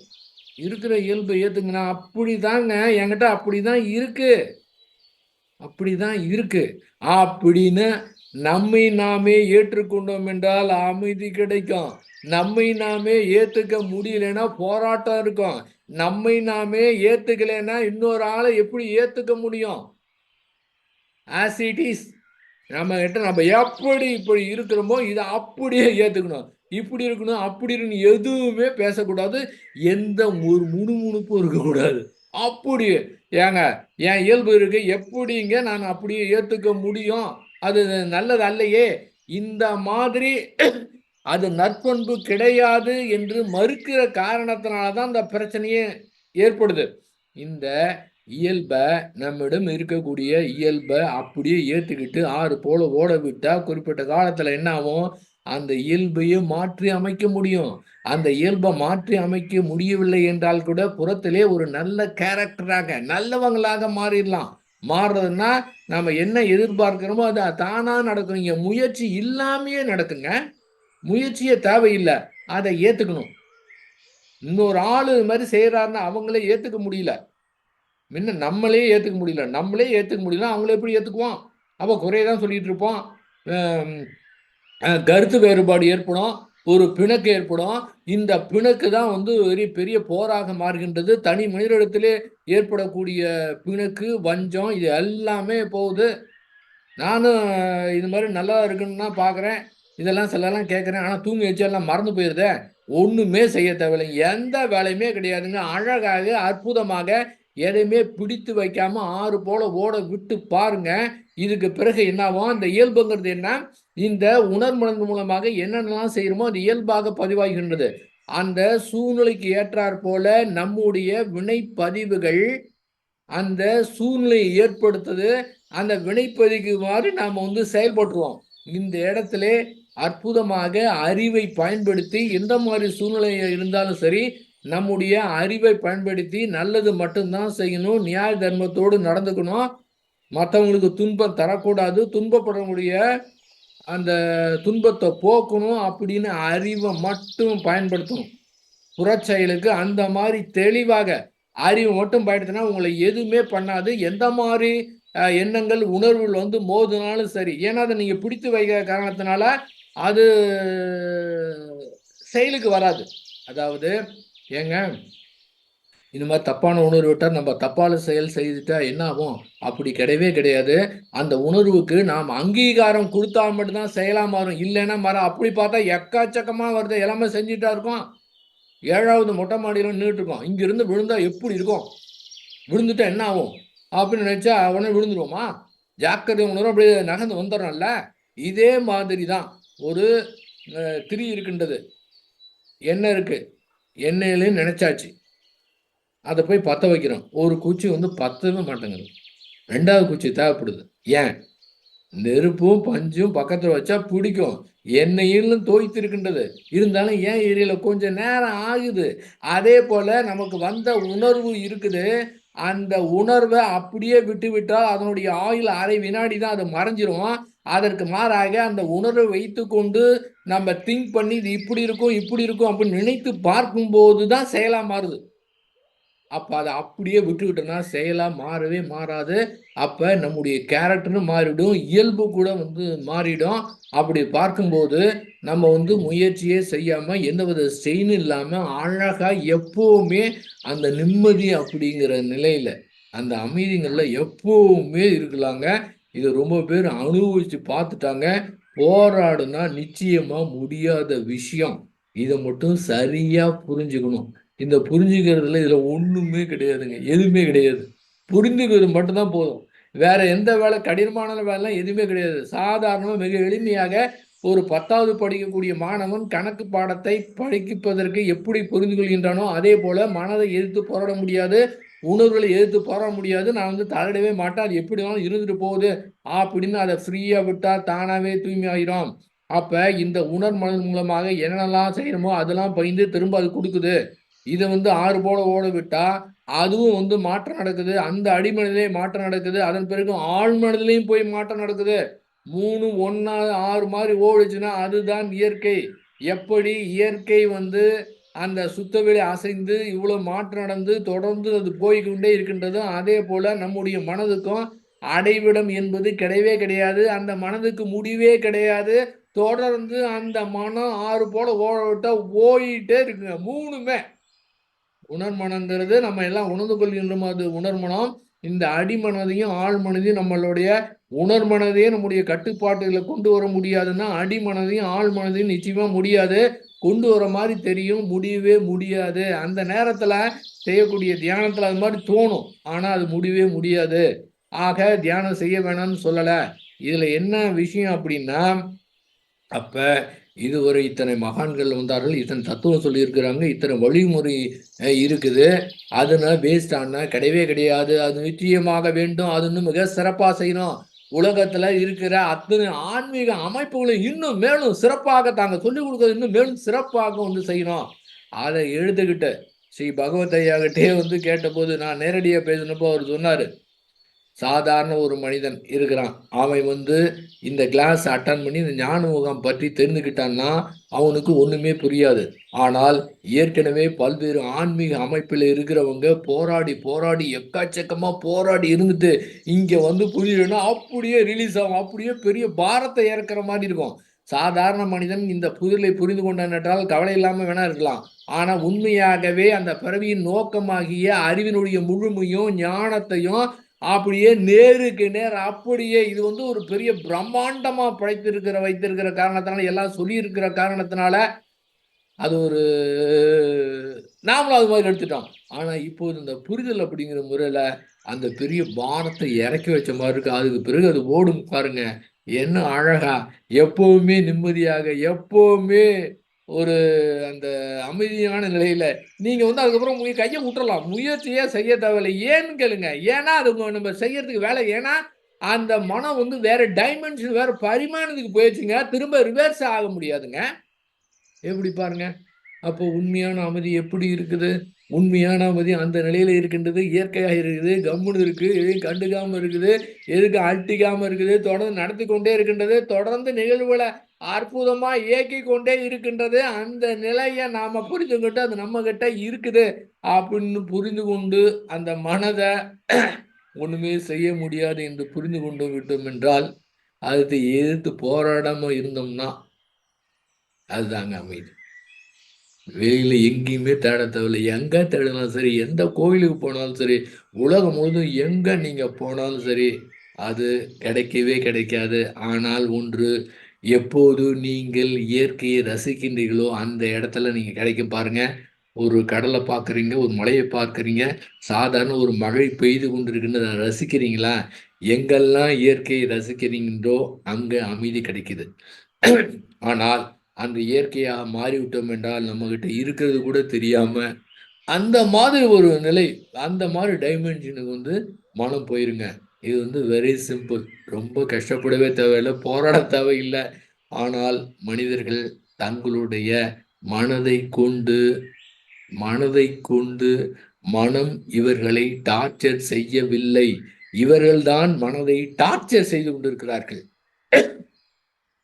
இவங்க தாங்க மனத டார்ச்சர் பண்ணுங்க. அவ்வளவு டார்ச்சர். என்ன அற்புதமா இயற்கை குடுக்குது. அத புரியாம அத போய் டார்ச்சர் பண்ணிட்டு, தூக்கத்த கெடுத்துக்கிட்டு, என்னென்னமோ பிரச்சனைய வந்து அதிகப்படுத்திக்கிட்டு, நிஜமா அந்த உணர்வுகள்லாம் அற்புதங்க. நீங்க வந்து அந்த நிலைக்கு போனது பிறகு அந்த உணர்வுகள கூர்ந்து பாருங்க. இயற்கை என்ன அற்புதமாக உணர்வுகளை மனிதனுக்கு குடுத்திருக்கின்றது.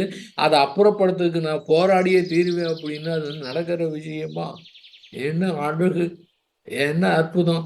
என்ன இயற்கை உணர்வுகள என்ன அழகா வேற யாருக்காவது இந்த உணர்வுகள் இருக்கா? கோடானு கோடி சூரிய குடும்பங்கள் சுற்றிக் கொண்டிருக்கின்றன. யாருக்குமே உணர்வு கிடையாது. இந்த பூமியில இருக்கிற மனித மனதுக்கு தான் அந்த உணர்வு இருக்கு. இத தெரிஞ்சுக்காம, அது வேணான்னு அதனோட கட்டி புரண்டுகிட்டு, அ எவ்வளோ பிரச்சனை! எத்தன நைட்டு தூக்கம் கெட்டு என்னென்ன பிரச்சனை! அழகாக இது மட்டும் வந்து ஒருத்தர் புரிஞ்சுக்கிட்டாங்கன்னா, அ எப்படி இருக்கும் தெரியுங்களா? மகரிஷி அவங்க நினைத்தது. அந்த தனி மனிதன் அமைதி, ஊர் அமைதி, உலக அமைதிங்கிறது. இப்ப கரூர் நீங்க எடுத்துட்டீங்கன்னா, எத்தன பேரு? 10,00,000, 12,00,000 பேர் இருக்காங்கன்னு வச்சுங்களேன். இதுல வந்து ஒரு 5,000 பேர். நிஜமாகவே ஒரு வந்து மேடை பேச்செல்லாம் கிடையாது. மகரிஷி பேசினது மேடை பேச்சுன்னு தயவு செய்து நினைக்காங்க. Don't underestimate Shri Vedathiri Maharishi. என்னம்மா! என்னம்மா ஒரு தனி மனிதன் அமைதி பெற்று, அது வந்து அந்த மாரி நிலையில வந்து துவங்கி அது ஒரு திட்டம் அமைத்திருக்கிறாருன்னா, நமக்கு வேலை என்ன? செயல்படுத்துற வேலை. அப்ப இந்த புரிதல ஒரு 5,000 பேர் உணர்ந்து கொண்டார்கள் என்றால், புரிந்து கொண்டார்கள் என்றால், அவங்க எந்த முயற்சியும் செய்ய தேவையில்லை. கொடுக்கக்கூடிய குணம், அரவணைக்கக்கூடிய குணம் பெர்மனன்ட்டா இது மாறுறது கிடையாது. ஒரு 10 நாளைக்கு நல்லா இருக்குது, அப்புறம் கிடையாது. இது பெர்மனன்ட்டா இருக்கும். ஒரு அரவணைக்க அ கு குணம், கொடுக்கக்கூடிய குணம், மத்தவங்க மனதெல்லாம் அந்த மாரி எத்தன பேரு இந்த மனத மட்டும் வச்சுக்கிட்டு உலகம் முழுதும் அவ்ளோ பேர் துன்பப்படுறாங்களே, அந்த துன்பத்த எப்படி போக்குவது அப்படிங்கிற ஒரு அ உணர்வு எல்லாம் வரும்போது என்ன ஆகுங்க, அந்த அலை இயக்கத்திலே அந்த அமைதி இருக்கு பார்த்தீங்களா? அந்த தனி மனிதன் உள்ளத்துல ஏற்படுது அவ்ளோ பெரிய மாற்றத்த ஏற்படுத்துங்க. ஏன்னா எல்லாருடைய இதும் இருக்கும்போது, இந்த தனி மனிதன் இயற்கையா இருக்கக்கூடிய காரணத்தினால அவங்களுடைய உணர்வு அப்படியே கண்ணுக்கு தெரியாம அப்படியே போய் அவங்கள இது பண்ணி தன்னை அறியாமலே அவங்களுக்கு கிடைக்கும். புத்தர் வர்றாருன்னா 25 கிலோமீட்டர் அளவுக்கு அமைதி இருக்குமாம். அவ பார்த்தாவே. நீங்க வந்து மவுனம்லாம் இருக்கும்போது மகரிஷிலாம் வந்து பார்த்தோம்னா, அந்த என்டையர் ஏரியாவே அந்த அந்த அந்த கண்ணுக்கு தெரியாத அமைதி அப்படியே ஃபீல் பண்ணலாம். அது அப்படியே ஸ்ப்ரெட் ஆகி போயிட்டு இருக்குங்க. ம். இப்ப கூட ஆரம்பத்துல அந்த பாட்டு பாடுனாங்க பார்த்தீங்களா? அது பாருங்க. அந்த உள்ள இருந்து வர பூரித்து பூரித்து வரும் வாழ்த்தலையா உலகம் உய்யட்டும் அந்த பாடல் வந்து பார்த்தீங்களா? அந்த மாரி அங்க வந்து நம்ம வந்து வாழ்கவேன்னு சொல்லக்கூட வேணாம். இந்த உடம்புல இருந்து அந்த அமைதி அப்படியே ஸ்ப்ரெட் ஆகி போகுங்க. உலகம் முழுவதும், பிரபஞ்சம் முழுவதும் அது ஸ்ப்ரெட் ஆகி போகும். எத்தனை தனி மனிதர்கள் அந்த மாரி.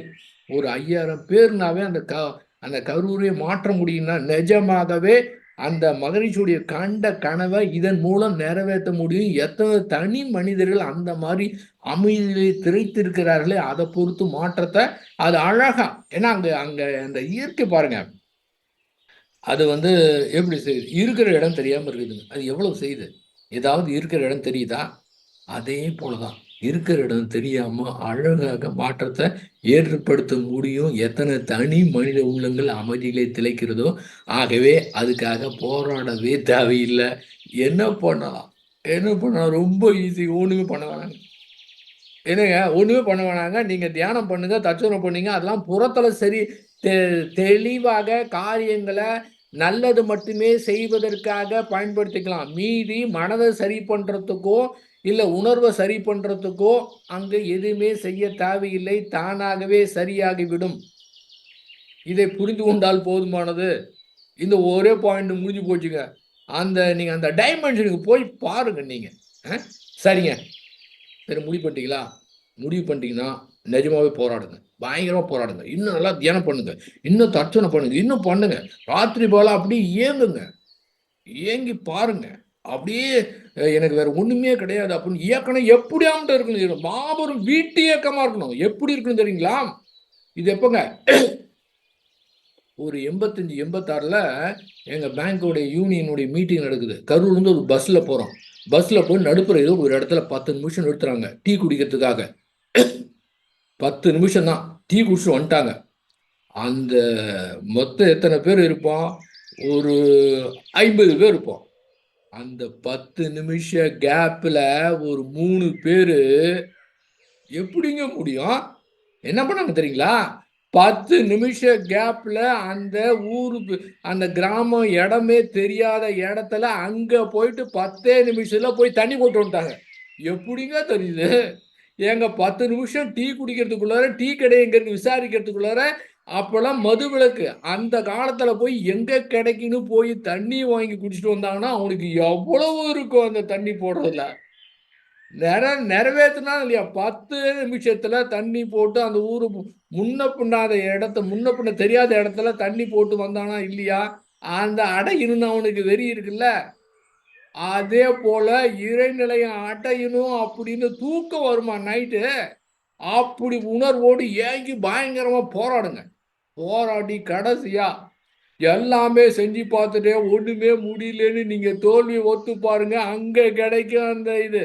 அதுக்கு தான் சொல்றேன், அவ்வளவே கஷ்டப்படாம நேரடியாக அதை எதிர்த்து ஒன்றுமே செய்ய முடியாது அப்படின்னு தோல்வியை ஒத்துக்கிட்டா இந்த இடத்துல அந்த அந்த அமைதி என்பது நமக்கு சொந்தமாயிரும். அதுக்கு பிறகு நீங்க வந்து அதை தக்க வைக்கிறதுக்கு போராட தேவையில்லை. இன்னொரு விஷயம் இருக்கு.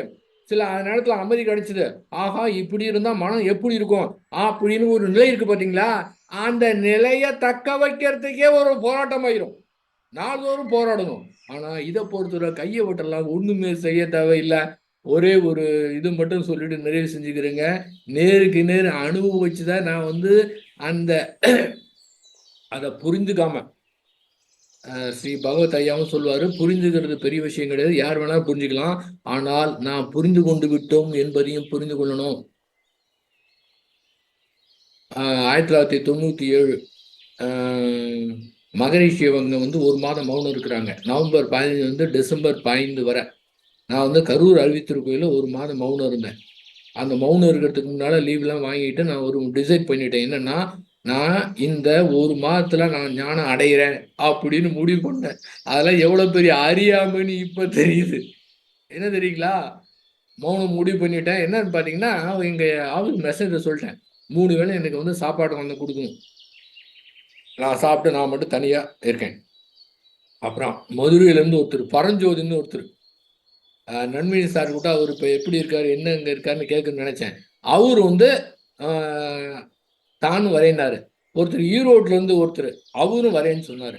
சரி 3 பேர்த்துக்கு கொண்டு வர சொல்லிட்டேன். அப்புறம் பார்த்தா 4, 5 பேர் சொல்லிட்டாங்க. அப்புறம் இங்கேயே ஒரு சமையல் ஆள் போட்டு செய்யலான்னு முடிவு பண்ணி இது பண்ணி ஸ்டார்ட் பண்ணாங்க. எண்ணம் ஆராய்தல். காலையிலேருந்து நைட்டு வர எண்ணத்தை ஆராய்ச்சி பண்ணிக்கிட்டே இருக்கிறது. ரொம்ப சீரியஸாக, சும்மா சாதாரணமாக கிடையாது. வேலையே அதுதான். நல்லா தவம் பண்ண வேண்டியது எண்ணம் ஆராய்தல். அற்புதமா என்ன ஆராய்தல்னா அழகா அப்படியே தனித்தனியா ஒவ்வொரு எண்ணமா தோணும். அழகா இருக்கும், அற்புதமா இருக்கும், நல்ல அமைதி கிடைக்கும். தூங்கி எழுந்திரிச்சா போச்சு. அடுத்து ஆசை சீரமைத்தல், சினம் தவிர்த்தல், கவலை ஒழித்தல். நான் யார்? இன்னைக்கு என்ன தோணுதோ, ஒரு நாளைக்கு வாழ்க வையகம் வாழணும் ஒரு நாள் ஃபுல்லா சொல்றது. அப்புறம் யாரெல்லாம் நினைக்கு வராங்களோ அவங்கெல்லாம் வாழ்த்துறது. அடுத்து மறைபொருள் விளக்க பயிற்சி. எல்லா பொருளையும் பிரிச்சு பார்க்கறது. இது மாதிரி ஒவ்வொரு நாளும் ஒவ்வொன்னா தோன்றதெல்லாம் செய்துக்கிட்டே இருந்தீங்க. நல்லா இருக்கும், அமைதியா இருக்கும். ஆனா தூங்கி எந்திரிச்சா இருக்காது. ஆனா 28 நாள் 27 நாள் ஆயிடுச்சு. என்னுடைய கனவு என்ன? இந்த ஒரு மாத மௌனத்துக்குள்ள ஞானம் அடையணும். 27ஆம் தேதி நைட்டு தான் நான் உணர்ந்தேன், எனக்கு ஞானம் கிடைக்கவில்லை. ஏங்க இந்த ஞானத்தை பத்தி பேசுறீங்களே, ஞானம் கிடைச்சது எப்படிங்க இருக்கும்? அது நமக்கு தெரியுமா? வேதாந்த மகரிஷி அவங்களே சொல்லியிருக்கிறாங்க. அதாவது அது அதுவானா அதுவே சொல்லும். யார்ட்டையும் போய் நீங்க கேட்கவே தேவையில்ல, கன்ஃபார்ம் பண்ண தேவையில்ல, விசாரிக்க தேவையில்ல. நான் செய்தது கரெக்டா? எனக்கு கிடைச்சிருச்சா? யாரையுமே கேட்க தேவையில்ல. நம்முடைய மனதுக்கே தெரியுங்க. ரைட்டுங்களா? இன்னொன்னு வேதாத்திரி மகரிஷி சொல்லுவாங்க, இந்த கடவுளை பத்தி எனக்கு பேசுவதற்கே, கடவுளுங்கிற வார்த்தையை பேசுறதுக்கே எனக்கு பயமா இருக்குன்னு சொல்லுவார். ஏன் தெரியுங்களா? கடவுள்னு சொன்னா எல்லாரும் என்ன மாதிரி வடிவெடுப்பாங்க. இவரு கடவுள்னு சொல்றது என்ன நோக்கத்தில் சொல்றாரு? அந்த சுத்தவெளி பத்தி சொல்றாரு. ஆனா கடவுள்ங்கிற வார்த்தையை பயன்படுத்தினா உலக மக்கள் அத்தனை பேரும் எந்த மாதிரி அதை எடுப்பாங்க. அதே போல இந்த ஞானம்ங்கிற வார்த்தையை பயன்படுத்த எனக்கும் இப்ப பயமா இருக்கு. ஏன்?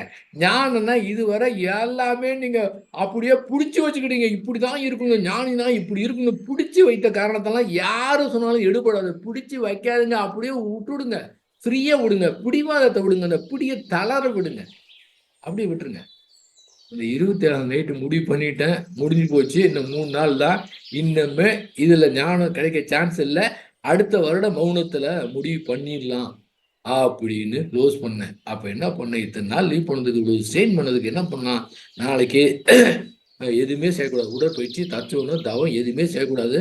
நல்லா சாப்பிடணும், 3 நாளைக்கு நல்லா தூங்கணும் அப்படின்னு முடிவு எடுத்து விட்டு நைட்டு தூங்குனேன். காலையில ஒரு மனம் இருந்தது பாருங்க. என்ன தெரியுங்களா? ஒண்ணுமே இல்லைங்க. எதுவுமே இல்லைங்க. எதுவுமே செய்யறதில்ல முடிவு பண்ணதுனால, அழகா அந்த 3 நாள் ஃப்ரீயா இருந்ததுங்க. இதுதாங்க. இத என்னங்கிறத புரிஞ்சுக்காம, என்ன மாரி அற்புதமான ஒரு நிலைன்னு தெரியாம, திரும்பவும் நான் தேட ஆரம்பிச்சேன். கம்மா போட்டுக்கிட்டே இருந்தேன். ரொம்ப இயங்குனேன். நீங்க எந்த அளவுக்கு இயங்குறீங்களோ, அந்த அளவுக்கு கிடைக்கவே ஏன்? ஏன்னா ஏற்கனவே நீங்க ஞானி. ஏற்கனவே பிரம்ம ஞானின்னு வேதாத்திரி மகரிஷியே உங்களுக்கு டிக்ளேர் பண்ணிட்டாரு. வேற யாரு சொன்னாலும் கேட்க மாட்டீங்க. அவர் சொன்னீங்கன்னா நம்புவீங்களா? நம்ப மாட்டீங்களா? நீங்க பிரம்மஞானி. அ ஏங்க எனக்கு நான் இப்படிலாம் செய்றேங்க. நேத்திக்கு கூட பாருங்க, என் பையன்கிட்ட கோவிச்சுக்கிட்டேங்க. ஏங்க ஞானிக்கு கோவம் வருமா? வுட்டுடுங்க. அதெல்லாம் கிடையாது. ஞானிக்கு கோவம் வரும். அ இத போய் பெருசா எடுத்துக்காதீங்க. கம்பேர் பண்ணாதீங்க. முடிஞ்சது முடிஞ்சு போச்சு. இன்னுமே கோவிச்சுக்காம இருங்க. முடிஞ்சத பத்தி ஒண்ணுமே பேசக்கூடாது. குற்றம் கூடாது. அப்படியே ஆறு போல அத்தனையும் ஓட விட்டு பாருங்க. அ அதுக்கப்புறமே நீங்க கோபம் இல்லாம முயற்சி பண்ண தேவையில்ல. கோவமே வராது. கவலை இல்லாம இருக்கிறதுக்கு முயற்சி செய்ய தேவையில்ல. கவலையே வராது. ஆசைப்படாம இருக்க நினைக்கவே தேவையில்ல. இது தானா ஃபாலோ பண்ணும். இயற்கையா இயல்பாக வந்துருங்க. அழகா இருக்குங்க. அ நான் உங்களுக்கு சொல்றது இருந்தாலும் நான் திரும்ப திரும்ப சொல்லிக்கிட்டே இருப்பேன். அந்த நிலையில நாம் எதுவுமே செய்ய தேவையில்ல. அதே புத்தரும் அதே மாதிரி 29 வயதுல ஆரம்பித்து கிட்டத்தட்ட 32 வயது வரை கடுமையா போராடி கடைசியாக ஒரு நாள் காலையிலே போதி மரத்தடியிலே இனிமே என்னால ஒண்ணுமே செய்ய முடியாதுன்னு போய் உட்கார்ந்தாரு பாருங்க. அங்க கிடைத்தது. ஆக்சுவலா ஆசையே துன்பத்துக்கு காரணம்னு சொன்னாரு. ஆக்சுவலா அவரு உள்ள நோக்கி பார்க்கிறப்ப அந்த ஆசையே இல்லாத மனம் இருக்குதுங்க. மனது ஆசைப்பட வேணாம்னு சொல்லல. ஆசையே இல்லாத மனம் இருக்கு. மனத பார்த்தா அங்க ஆசையே கிடையாது. இது எல்லாத்துக்கிட்டயும் அந்த மனம் இருக்குதுங்க. யாருமே விதிவிலக்கே கிடையாது. அத்தனை பேருகிட்ட இருக்கு. இங்க என்னன்னா, அத புரிஞ்சுக்கணுங்க.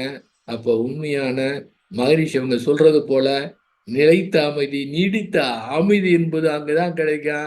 மீதி என்ன பண்ணாலும் முடியாது. மீதியெல்லாம் க்ளோஸ் பண்ணுங்க. ஆன்மீகத்தை க்ளோஸ் பண்ணிருங்க. வெளியில வாங்க. ரொம்ப செயல் செய்யலாம். எத்தனையோ பேருக்கு உதவி பண்ணலாம். இதெல்லாம் நடத்தணும். ஏன்னு கேட்டீங்கன்னா, அந்த மாரி அவங்கள தயார்படுத்தி அதுக்கு பிறகு இந்த நிலைக்கு கொண்டு போகணும். அத்தன அமைப்பு வேணும். அத்தன அமைப்பு மிக சிறப்பானது. இயற்கை ஏன் இத்தன அமைப்ப குடுத்துருக்குது. எல்லாம் மிக சிறப்பா செயல்படணுங்க. சிறப்பா செயல்படுத்து அடுத்ததுக்கு வரணும். அப்ப 1 இப்பவே இந்த நிமிஷமே 7:59க்கே புரிஞ்சுக்குங்க. இன்னைக்கே நீங்க வந்து பெரிய ஆளு. அப்படி இல்லையா போராடுங்க. சும்மா அரைகுறையா இருக்கக்கூடாது. போராடுங்க. பயங்கரமா போராடுங்க. ராத்திரி போல சாப்பிடுற நேரம், தூங்குற நேரம், குளிக்கிற நேரம் எப்படி அடையுறது அப்படின்னு போராடி பாருங்க. அது ஒரு குறிப்பிட்ட ஸ்டேஜுக்கு பிறகு நீங்களே கை கீழ விட்டுருவீங்க. அப்போ அது கிடைக்கும். 2ல எது ஈஸின்னு பாருங்க. நீங்களே முடிவெடுங்க என்று கூறி உங்கள் அத்தனை பேருக்கும் என்னுடைய அன்பையும் அ அந்த மௌன நிலையில அந்த மௌனம் இருக்கும் பார்த்தீங்களா? இவ்வளோ நேரம் பேசுனதெல்லாம் வந்து வேஸ்ட்டுங்க. மகரிஷிலாம் அந்த மௌனத்துல ஒரே செகண்ட்ல அப்படியே நமக்கு ட்ரான்ஸ்ஃபர் பண்ணிருவாருங்க. இவ்வளோ பேசுனது வேஸ்ட்டு. ஏன்னா எனக்கு வார்த்தை தேவைப்படுது, நேரம் தேவைப்படுகின்றது. நீங்களும் கேட்க வேண்டியிருக்குது, நேரம் தேவைப்படுது. அங்க நேரமே கிடையாது. அந்த மாதிரி அந்த புரிதல் மூலமாக மனம் வேற டைமென்ஷனுக்கு போயிருங்க. ஆகவே மகரிஷி அவருடைய கண்ட கனவை கண்டிப்பா நம்ம நிறைவேற்றுவோம் என்று கூறி என்னை பேச வைத்த உங்கள் அத்துணை பேருக்கு நன்றி கூறி அமைகின்றேன். வாழ்க வையகம், வாழ்க வையகம், வாழ்க வளம். தியானமே யோகம், யோகமே ஞானம். தமிழ் ஆனந்த யோகம். வாழ்க வளமுடன். மிக்க நன்றி ஐயா. வாழ்க வளமுடன். ஐயா அவர்களை அனைவரும் துரிய நிலையிலிருந்து வாழ்த்துவோம். இதுவரை நமக்கு சிறப்பான அமைதி என்னும் தலைப்பில் சிறந்த உரையாற்றிய உலக தொண்டன் மனோகரன் ஐயா அவர்கள் வாழ்க வளமுடன். அவர்களின் அன்பு குடும்பம் வாழ்க வளமுடன். ஐயா அவர்களும் அவர்களின் ஆன்மீக தொண்டும் வாழ்க வளமுடன், வாழ்க வளமுடன், வாழ்க வளமுடன். நன்றி ஐயா. வாழ்க வளமுடன்.